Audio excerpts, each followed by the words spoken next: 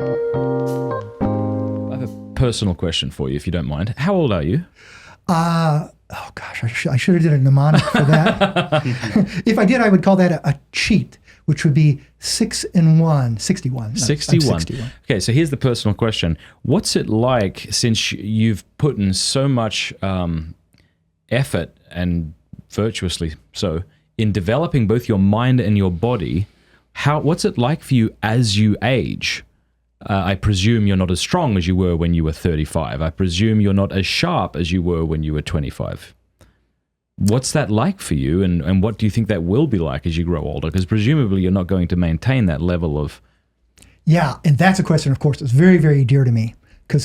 But so at first I was very pessimistic. When I was young, there'd be some 40-year-old guy in the gym. We go, hey, look at that guy's 40 and he's still lifting a barbell, you know?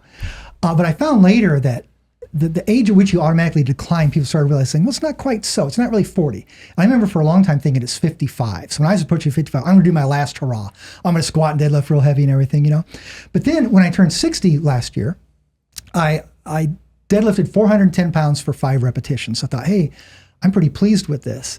But when I was 22, I could do that for more than a dozen.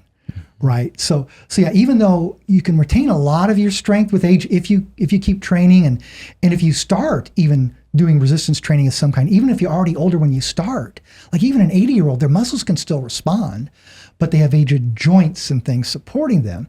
But anyway, I found that I try to minimize the loss with age. So I still have pretty good strength, but no, it's not what it used to be. But I'm happy with that. I kind of enjoy where I am now. So if I go on a new exercise, I keep records, and I'm always comparing what I did last time. I don't go back to my old 1982 notebook and say, hey, wait a minute, I'm a few hundred pounds down, you know.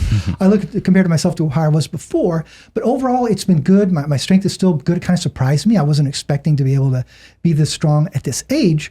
And yet, you know, certain times I'll look down, hey, my biceps are still kind of big, but I noticed some sagging skin there.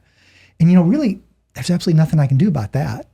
You know, I can try to make my arms bigger to stretch it back out, but to do that, I'm going to get fat, you know.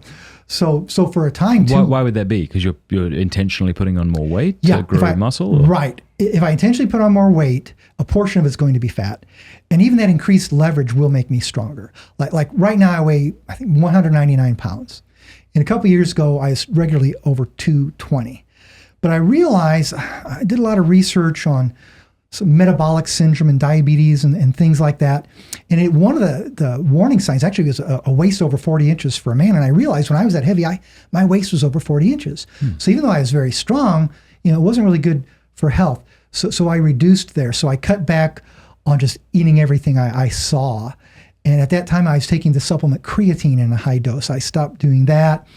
I actually 16 months ago went on something more similar to what they call now the paleo diet or keto or low carb, high fat, even almost not completely, but partially carnivore. What are you doing now? What is today or yesterday or tomorrow going to look like? Yeah, well, it started last February that I switched my diet when I realized I was just too heavy. It wasn't healthy. So the main things I did were eliminate sugar and junk foods or just refined foods, you know, stuff that comes in a box like crackers and chips and things like that. Grains, almost no refined grains, so though I will eat small amounts of like this, they call it Ezekiel bread, this sprouted breads, things like that. I'll do a little bit. And I do, you know, small amounts of berries, vegetables. I'll do like maybe once in a while a potato or sweet potato, but just a half. But basically, my carbohydrates are low. For me, probably 50, 60 grams a day.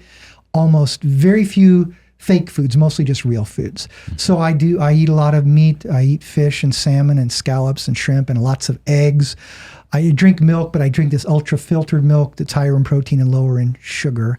So anyway, when I did that, within a few months, I went from 220 pounds to 190. Wow. A few months later, I decided I wanted to rebuild a little bit because of my interest in bodybuilding weight thing. I wanted to be a little bit stronger again. So I let my weight go now to a maximum of 200. And I just feel so much better. My blood pressure dropped by like almost 30 points. My waistline went down at one point by like 5.5 inches. So, what's the main factor you would attribute that for? Like was it the sugar, the grains?